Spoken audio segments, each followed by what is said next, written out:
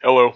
It's been a while since I've played Steel Beast, so we're going to get back into it with the scenario Yet More Tanks by Rotar.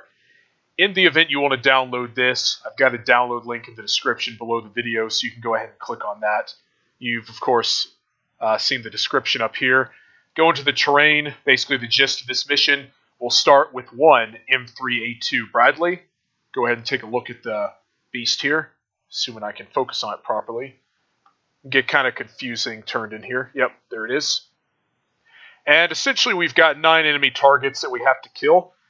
So it'll be us versus 9. So we're going to see how this goes. Go ahead and start the mission. So audio's a little bit loud. I'm going to turn that down for recording purposes. About 70 is good. Yep. So what I initially want to do with this vehicle is basically move out from this forested area, be able to get a good clear area of the engagement area, probably focus on the lower fourth part here, then start, well, really destroying enemy vehicles that I'm able to observe. So the M3A2 is actually the Cavalry Fighting Vehicle variant of the Bradley Fighting Vehicle, which is the M2A2. That sound you're hearing in the background, by the way, is the enemy dropping fast cam, basically an artillery deployed minefield. So we're going to have to be cognizant of that as we're maneuvering through the area, and all of this is randomized. But anyway, going back to the M3A2, essentially you are sacrificing your dismounted capability in order to carry more missiles. Otherwise, they're largely similar as far as their function. Just, again, trading more missiles for less dismounts. Continue through the woods here. Now, I'm going to go ahead and stop here before I go straight out into the open, get out my binos. Really what I'm looking for what I'm going to be scanning for initially is really any enemy dust trails, or any dust trails I should say, that's going to be indicative of enemy vehicles. Now with the Bradley itself, it does have the tow launcher. You'll see as I stop this vehicle, the gunner will basically start to automatically put it up there. Now, in the game, much like real life, as you're moving forward, you always want to drop the tow launcher, otherwise the vibrations from basically driving forward are going to affect it and potentially damage it, so it's non-operable when you actually need it. Some other considerations to take into account are, in order to actually fire the tow missile, you have to be on relatively level ground, and once you actually fire it, you're not able to move while the missile is firing. So it does leave you exposed, but it is a very powerful weapon, enabling the Bradley to realistically be able to kill tanks if the right conditions are met. Now that being said, it should not primarily be used to kill tanks due to, again, light armor and being forced to stay put while your missile flies towards the target. Alright, basically looking at where I am, so I'm going to continue north here for a little bit, try to, again, observe out into the terrain here. Not really seeing anything at this point. Have my gunner scan forward.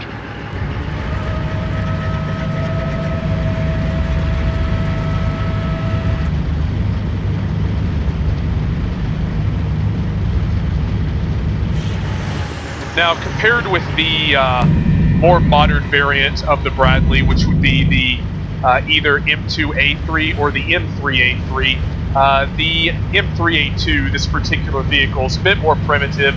You don't have any dynamic lead basically applied, so you have to estimate really when applying lead, and we have an enemy PC in front of us. I'm going to go ahead, hop in, direct my gunner onto that target if I can see it. Turn off the thermals. There we go. Identified. Move forward and tell him to fire. Go ahead and shoot, my friend. On the way. There we go. So as you can see there, my gunner is having to basically lead the target, and looks like that's a kill, so 9 more remaining. I'm going to go ahead and back up, get into a safe spot. Looks like we've got another vehicle moving basically to our north, so we're going to move into position. But really with the comparison between these two, the modern variant has the CIV, Commander's Independent Viewer. It would basically be mounted right over here, near where the antenna is shown on our right there. And that basically allows the commander to be able to scan with a thermal viewer simultaneously while the gunner is scanning. If you see my M1A2 video, it's basically a similar concept, to the CITV, or Commander's Independent Thermal Viewer, that the M1A2 possesses. I'm going to go ahead, order myself to retreat, even though we've only expended 2 rounds. I'm going to go ahead and reload, just so we're able to have that full complement of ammunition, while continuing to basically scan. I want to try to avoid being surprised by any enemy vehicles, if at all possible. Among other differences too are the modern variant has dynamic lead, so again, as you saw my gunner having to really guesstimate. In the M2A3, it actually automatically applies that, similar to the M1A2 or really most tanks modeled in this game. Additionally, as you can see here, the thermals are red. The thermals on the A3 variant are green. Now, what's also interesting in regard to the modern employment of the Bradley is the M3A2 Cavalry Fighting Vehicle has actually been phased out of service, and as of right now, even cavalry units use the M2A2 Bradley. Go ahead and stop here. So, I'm going to go ahead and order my gunner to begin reloading. So as the turret's rotated, essentially what's happening is, you can't really see it in here, but normally this area here, when it's straight forward, there's a kind of hatch you can close, or a guard, I guess is what you could say, which really separates the turret of the vehicle from the hull to the rear. So what's happening now is, by basically turning the turret in this direction, we're exposing really one of the ammunition boxes where you can reload ammo, in this case, AP. If we wanted to reload HE, the turret would have to turn in another direction. And also, too, if we're reloading the tow, you'd have to turn in another direction still, since basically in the rear of this vehicle, there is a hatch which your crewmen in the rear, or sorry, your dismounts in the rear can open, basically remove a tow from the tow rack and load that into the tow launcher. But as we haven't expended any tows yet, obviously that did not happen. Going to continue maneuvering basically to the north here. See if we can kind of remain in this good position here where we're largely hidden from enemy view. Especially in a scenario like this, at the start, you want to really minimize any risk that you're taking as much as possible until you've really attrited the enemy's forces. Then you can be a little more risky as far as your maneuvering, but right now with 8 enemy vehicles maneuvering around the battle space, I want to minimize my exposure as much as I possibly can.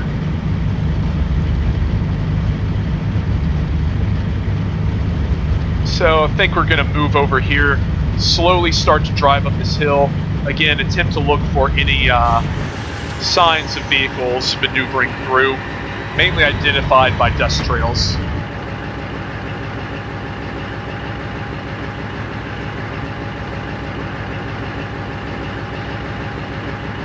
And as I move through this video, because it'll likely run a little bit long, if there are any moments during this scenario where basically nothing is happening, I will go ahead and edit those out, just so you're not sitting through watching me do berm drills over and over again. Alright, got an enemy vehicle there. Go ahead, try to direct my gunner onto it. If I can. There we go. Fire. Go ahead and shoot, man. Move forward a little bit, give him a slightly better view. That should be good. Fire.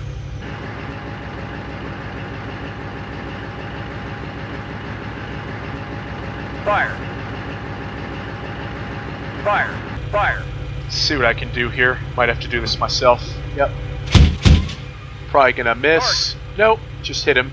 Fire. And that's a kill. So yeah, your AI gunners, they're usually pretty decent. Occasionally they'll be a little hesitant to shoot with tricky shots such as that. That was actually towards the end of the 25mm range. So that's why there was definitely some delay there as he tried to really calculate how to apply manual lead. Alright, Gonna go ahead and back up here again, this place. Especially in situations such as this, you never want to remain in the same position for long. Really just engage the enemy and then get out. Again, no real surprises there. Basically, if the enemy AI is able to spot you, they'll know where you are, they'll be able to maneuver, and they're more likely to scan in that direction of the last known enemy vehicle. So, again, kill what you need to in this place.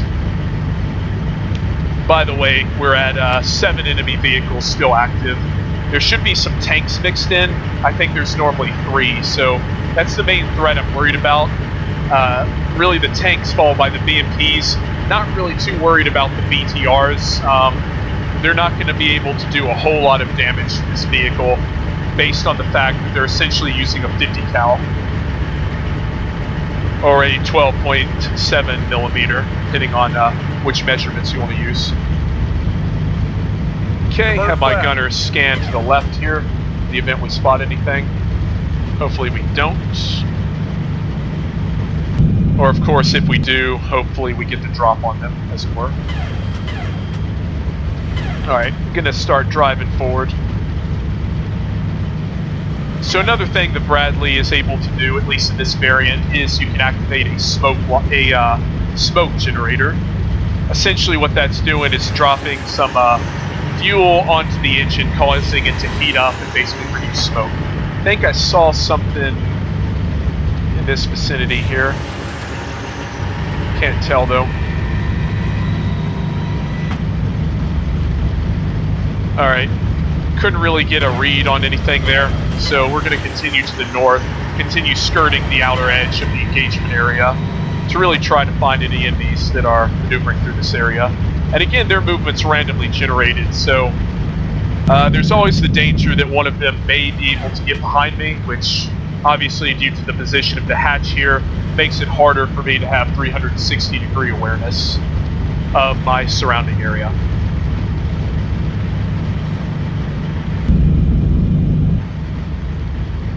And only expended 2 rounds on that kill, so not too worried about reloading at this point.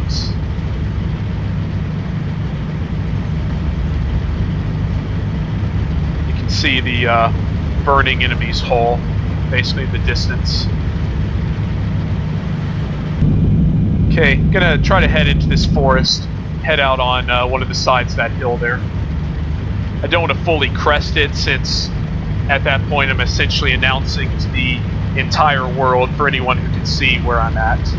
Obviously that's very bad when you're in a vehicle like this. It's very bad in general, but you get the idea.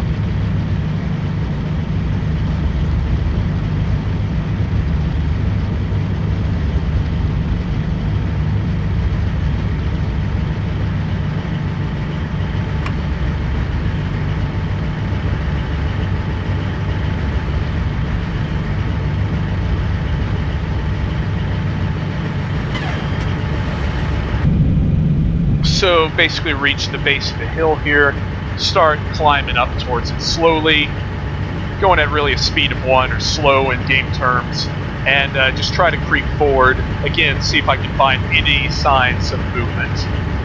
Now fortunately the enemies are moving around during this scenario, so that does make them easier to spot, and you can be, well, you still have to be fairly deliberate at least at this point, or stealthy really, but makes it easier at least to identify where the enemies are located, as opposed to them being stationary or in prepared battle positions, which would be a worst case scenario.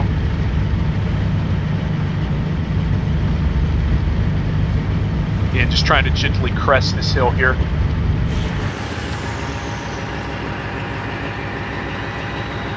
Okay, that kind of looked like dust, but on second glance I don't really see anything. I think it's just a what do you call it, illusion, basically played by some of the vegetation there. Continue to move forward slowly here, scan.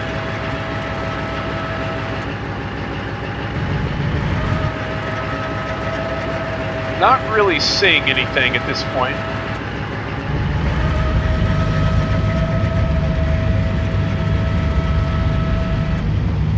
So since I don't want to go directly on top of this hill, one of the advantages about being in a Bradley is I have dismounts. So I'm going to go ahead, tell them to unload, move to the observer position here so you can basically see them moving out. And that area right there is basically the turret guard I was talking about earlier.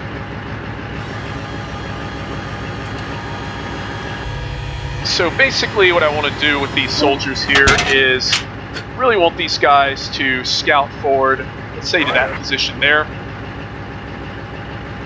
And let me go ahead and modify their behavior a little bit.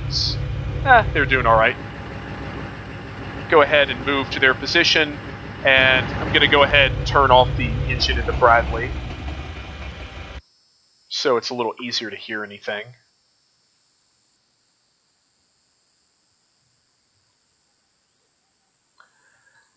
Now, in addition to the enemy vehicles roaming around, as well as the fast cam as previously shown, there's also the threat of basically enemy AT systems. So, fortunately in this scenario, we do have the ability to call for fire. So, in the event that I'm able to identify any of those guys with these scouts here, I'll go ahead, execute a fire mission on them, just so that's one less threat we have to worry about. And even with these guys cresting this hill here, it's really looking like there's not much up here that I can see anyway.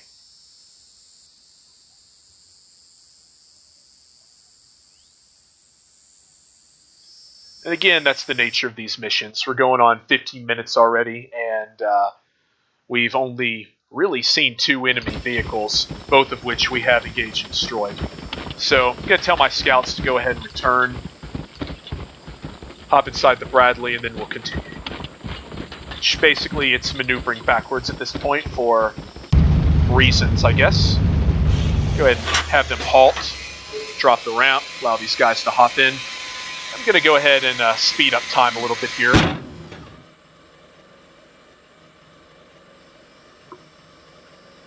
Let these guys hop back in, raise the ramp, and continue our trip.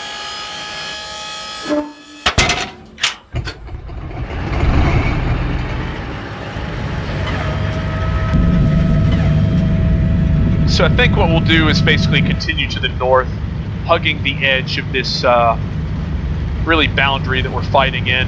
Try to identify enemy vehicles, destroy them as before, and yeah, we'll see what happens.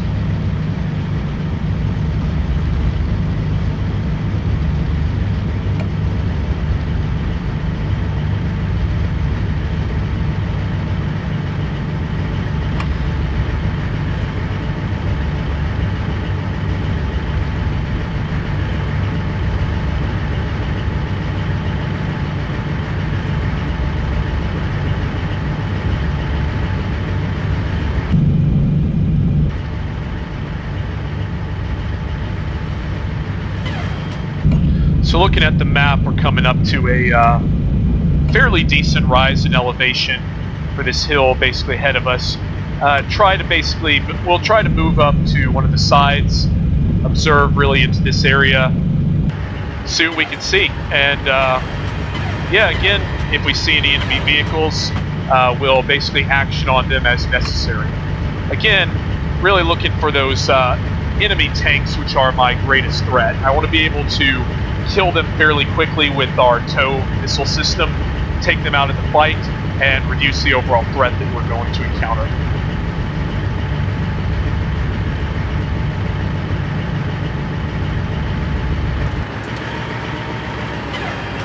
Alright, thought I saw something back there for a minute, but it's probably my imagination.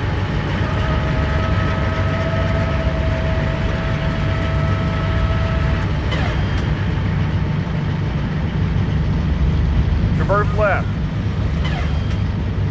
Have my gunner look to the left there, really try to focus on the direction we're likely to encounter any enemy forces. And nothing so far, which is not necessarily a bad thing. I don't really like this position we're in right now.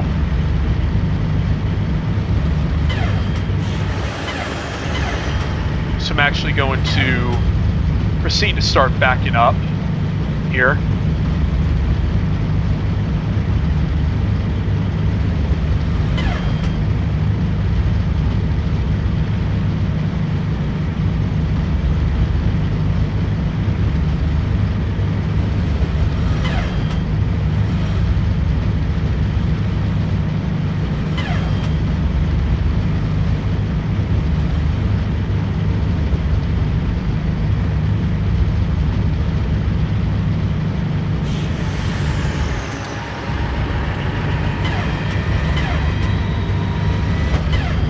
Now, of course, another thing you have to be cognizant of while you're, really playing Steel Beast in general is the dust cloud that I'm kicking up not only identifies my position for human players, but in the event you're facing the AI, really if they see anything like dust clouds, smoke, any real indicators of movement, they're going to focus, or their AI gunners are really going to focus on scanning in that area, since there's a greater likelihood of being able to detect you. So again, not much you can really do about dust trails, but it's something to be aware of. And of course, based on the type of environment you're in, we either highlight or diminish the level of dust trail. So obviously if it's raining pretty hard and the ground's relatively soaked, well, you're going through mud. So you may not be kicking up dust trails, but you're going to have other issues with mobility. Start observing here, not seeing anything as before. Move up a little bit, slowly.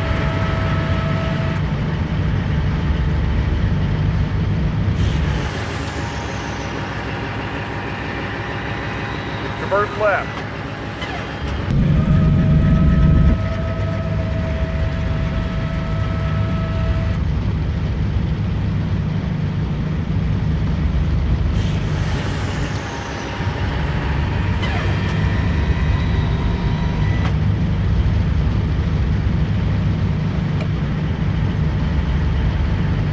So one of the biggest,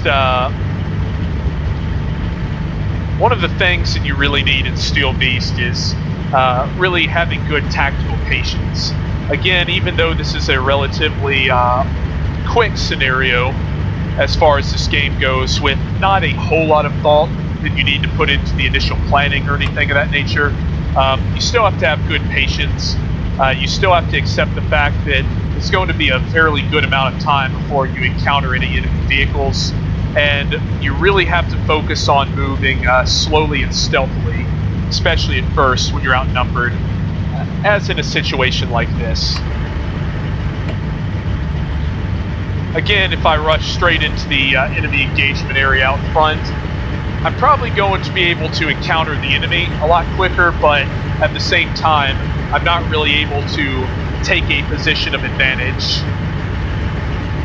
And as such, you might have a fair fight, and you really want to minimize as many fair fights you can have as possible. You want to make it as one-sided as you possibly can. Turn my engine off real quick. Shoot, definitely hearing something up ahead. That sounds a bit like a tank, so I want to go ahead and get out of here. I definitely do not want to tangle with a tank up at this close of range. Now, it's one thing if it's at 3,000 meters or more and I've got the drop on it, but last thing I want to do is crest that hill and be staring at the barrel of a enemy T-55, T-62, 72, 64 even, you know, whatever type of Soviet tank they've got out here trying to hunt me.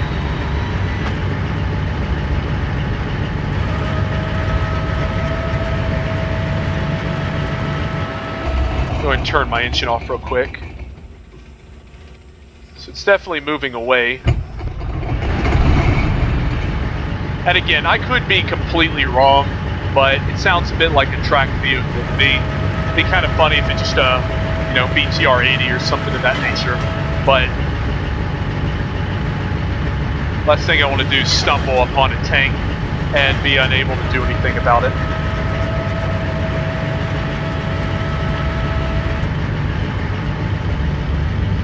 And again, I've got a 25 millimeter cannon, which just had 120. So while I'm able to kill enemy PCs relatively easily, it's not going to do very much to a tank. Even with the most upgraded ammunition you have in the game, you're still going to have a lot of issues. Make sure I'm not being blindsided here. Move up real slow.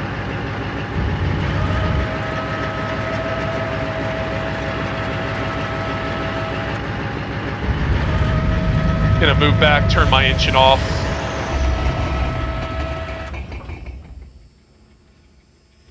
Definitely to the let's see, northwest there. Yep. So try to maneuver into a position of advantage. See what I can find.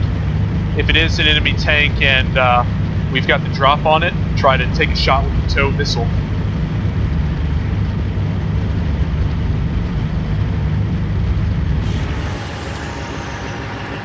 Yep, definitely an enemy tank.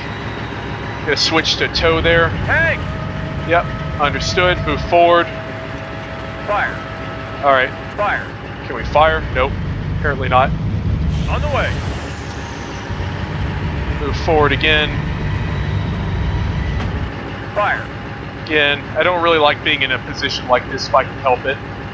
And the problem too with this is you've got to be very much on flat ground to fire this missile. Fire. Which we are not. Gonna back up.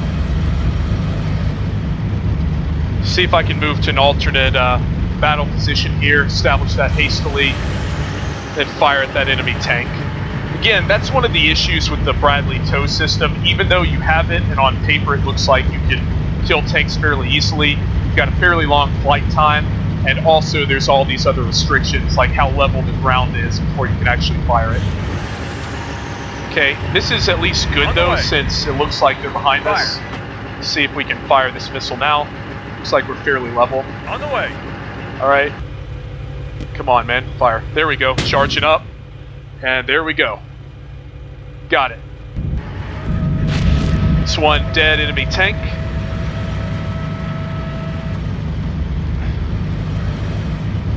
So all in all, not too bad of an engagement there. It's always unnerving whenever encountering a tank in any sort of armored fighting vehicle like this that really can't go toe-to-toe with it. So what I'm going to do is retrograde to the really tree line here, and I always want to keep a full number of tow missiles, which is 2, 1 per each side of the launcher. And you'll get to see the reload process go on here with that as well. So go ahead, we're going to go ahead and reload the tow first. As you can see, we're basically bringing that back to the rear, so what would actually be happening here is, and yeah, it does a pretty good job of simulating it, the dismounts in the rear are going to open the air guard hatch here, basically take the tow missile out of the rack, load it into the side there, and once that's complete, you're basically good to continue.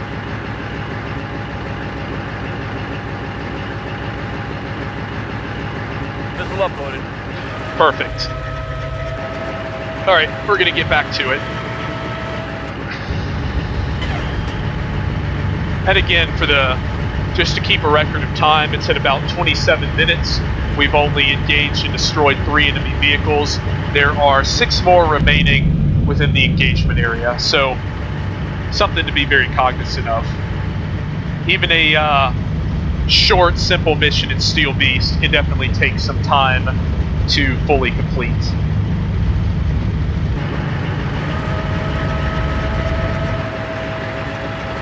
Okay, looks like we've got a dust trail right there, basically to the west. Left. Gonna try to remain low as much as I possibly can here and start maneuvering towards it.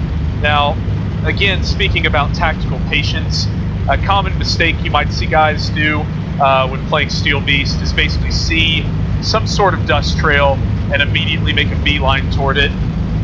While that may work in some situations, especially if you have a platoon or a company that's able to really provide support by fire while you maneuver towards that, in this case, I don't really have that luxury. So I'm gonna have to take a more roundabout way towards the problem, really remaining in either cover or concealment to prevent the enemy from observing my movements. Now there is a chance I may lose the target, but survival's better than engaging. Alright, it's dead ahead. Get here and get these guys on it. Alright, Identified. go ahead and kill it. Fire. Target. Target. Okay, I think that should have gotten it. Yep, they're dead. So that is 4 enemy vehicles destroyed. 5 more remaining. we're going to move over here. I want to confirm or deny the presence of really that enemy. Really, if there's any other enemies with that dust trail we spotted. If not, I'll go ahead and start to reload. Turn left. We're still relatively full on the ammunition that we have, but I just want to remain as ready as possible to engage any enemy targets that we observe. So right now I'm not really seeing anything.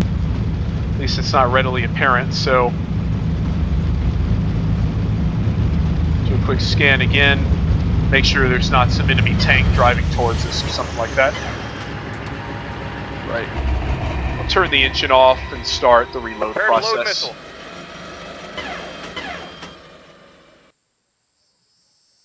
And it's pretty quiet, so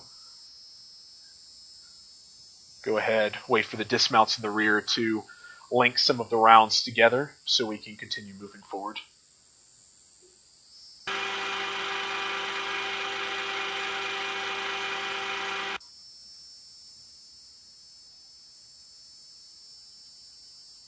I'll go ahead and turn on some time compression. Alright, and we have reloaded, so turn the engine back on. Now, what I do like about diesel-based engines, such as the Bradley here, is that you can basically turn it off, be able to listen, and unlike a vehicle like the M1A2, which really takes a couple of seconds for the engine to turn back on, this one's pretty much instantaneous.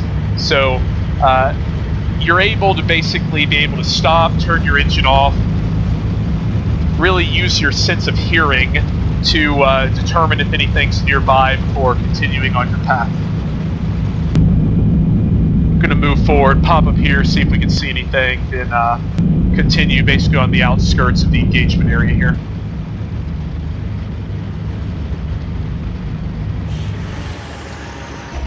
Can't tell if that was me or not. I think it was just my imagination.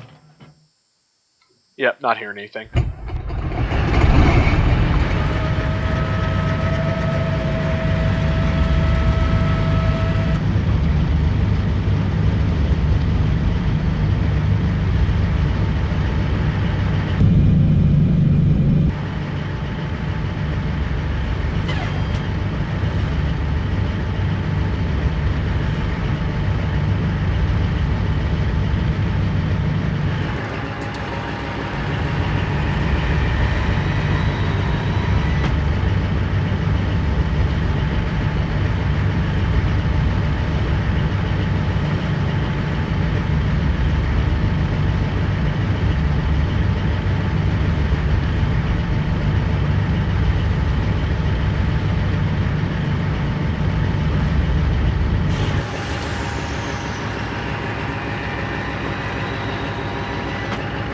Okay, that's that enemy tank that I destroyed earlier. Basically right there. Gonna continue moving up here.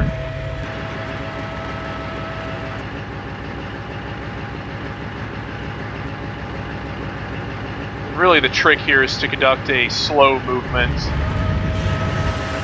Continuously remain moving. And really minimize the number of angles that you can be observed from. Go ahead and turn the turret there. The tow launcher is blocking a bit of my view.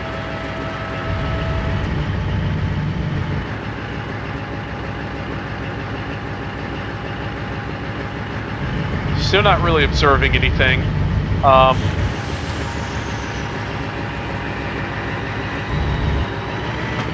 Alright, I'm going to start backing up here. I want to try to get back down into that little bit of a basically depression there. Probably not the right term for really describing that, but you get the idea.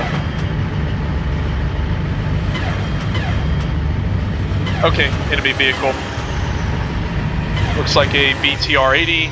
Go ahead and get the gunner on there. Okay. Identify. There you are. Fire. Kill it. Well, I'll take over.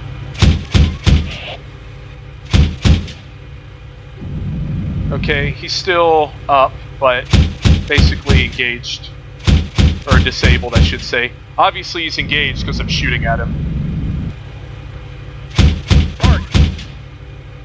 Okay, target should be a kill. Yep. He popped smoke, but it's a little bit too late. And as before, used about 18 rounds on that engagement, so I want to move back and begin reloading. So at this point, we have killed 5 enemy vehicles. There's 4 remaining, as indicated by the message down there. Turn on time compression, load up those rounds, and continue moving forward. Now I think my next move, I want to basically maneuver through this area, try to get to that forested area. I didn't really like being as exposed as I was when I engaged that enemy vehicle. And again, you really want to try to limit your exposure. If you've got this great view where you can see the entire battlefield, well, the entire battlefield can also see you. So I'm going to try to move in between these 2 wooded areas, maybe try to get into one. Oh, thought I saw something moving there. Oh shoot, enemy tank, enemy tank. Alright, go ahead and move forward. Identified. There we go. Go ahead, fire a tow. On the way. While we're engaging that, seeing some other movement going on, so I want to be very cognizant of basically anything else that's around, since really we're remaining in place until that's destroyed. Okay, enemy tank destroyed. That's 6 down, 3 more enemies remaining active. I'm gonna pull back and reload that tow missile as I've done before.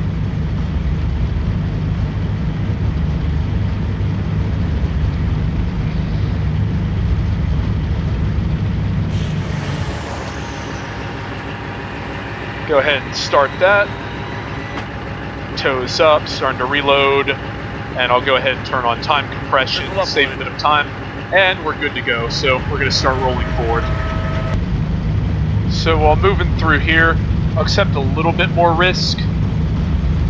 Obviously, want to still be cognizant of what's out there. I'm going to go ahead and start my smoke generator there. Get it billowing pretty decently, at least until I can get to this cover here, or concealment, I should say.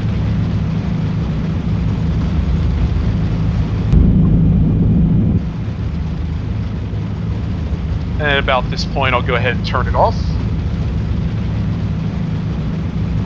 Traverse right. Traverse right. Well, it does obscure you, of course, from enemy observation. At the same time, well, one, it's going to be of limited use against the enemy if they have thermals, which fortunately most of their vehicles do not in this scenario. But it also reveals your position, so it's definitely a risk versus reward sort of thing that you have to really weigh in based on your tactical situation you find yourself in. I'm going to continue slowly through this forest, see if we can pop up here, observe into the engagement area.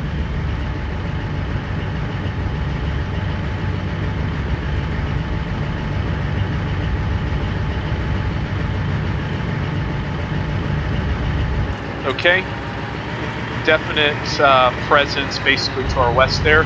See if we can move into a better position for observation. Looks like the enemy's hidden behind that IV line there. Can't really tell which direction they're going. Move forward for a minute, see if I can observe anything. If it is an enemy tank, you've got to be very dependent on sneaking up on them. If we're really called out in the open, then yeah, there's not really a lot I can do.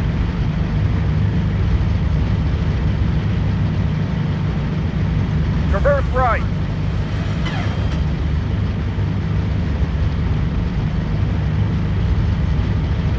Okay. Got the enemy moving forward there. Okay, enemy PC, I'm not as worried about that. I am, however, worried about this guy observing. Go ahead and shoot. On the way. There you go. 2 hits. On the way.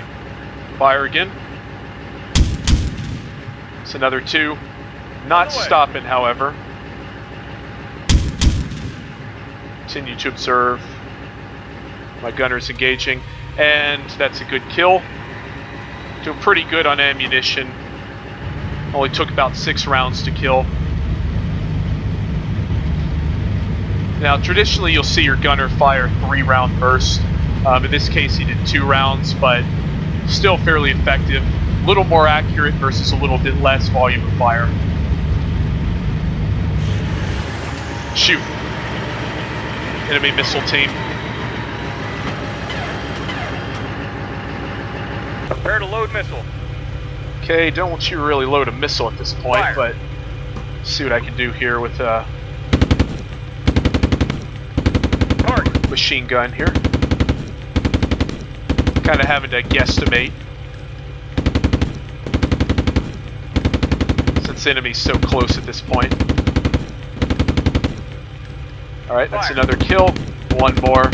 Start peppering the area around them.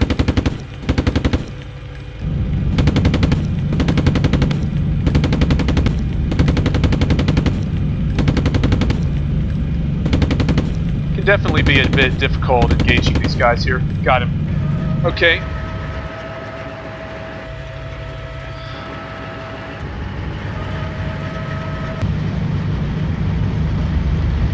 Alright. Got an enemy vehicle basically to our 12. Identify. There we go. Go ahead and kill it. Fire. We're gonna have Fire. enemy missiles moving in soon, so yep, there it goes. Target. Ceasefire. Alright, managed to kill him before he was able to hit. Expended some smoke as well, try to throw him off our trail. So what we're looking at now is basically there is 1 enemy vehicle somewhere within our area of operation. Don't know where exactly he is. Gonna try to get to a little better hiding position here.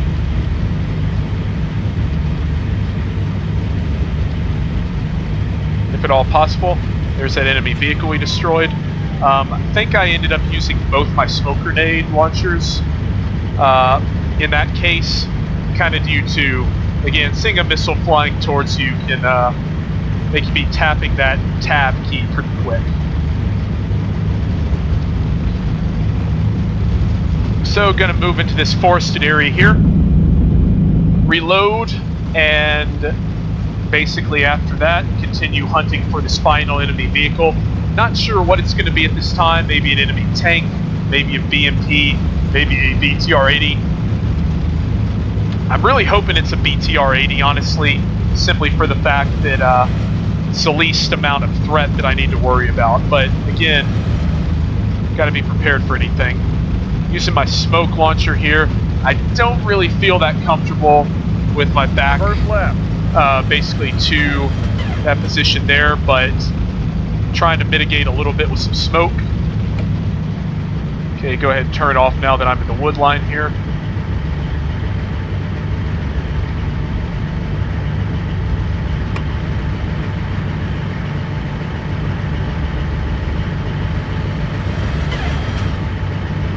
Alright, and I'm going to go ahead and face basically the direction I just came from.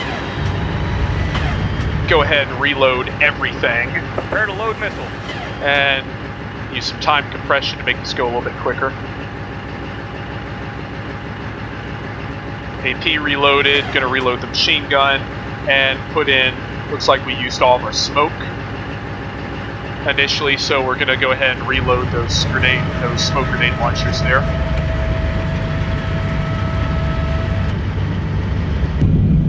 And now I'm going to try to, I think, move forward. There's that 1 enemy vehicle remaining. Again, don't know what it is, but we can assume a little bit more risk in maneuvering, at least for now, I think. Try to get onto the high ground there, see if we can spot where this enemy vehicle is located.